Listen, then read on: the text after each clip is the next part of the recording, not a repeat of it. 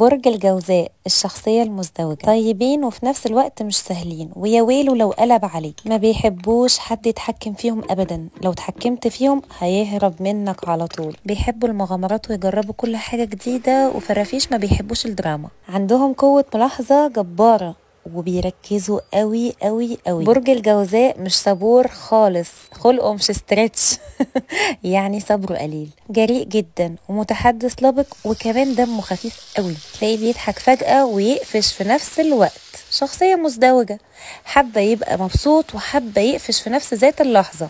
طب ليه كده؟ هو افتكر حاجة زعلته فعكنن عليك عادي جدا، او افتكر حاجة ضحكته فيضحكك عادي جدا. عنيد جدا، دماغه ناشفة، واوقات بيكون متردد. لو بتحبوا اي حد برج الجوزاء ما تخلوش يقلب عليك، عشان هيوريك وش عمرك في حياتك ما شفته. ومن مشاهير برج الجوزاء راغب علامة، وعبد الحليم حافظ، وكمان جون كينيدي، وكمان فاتن حمامة.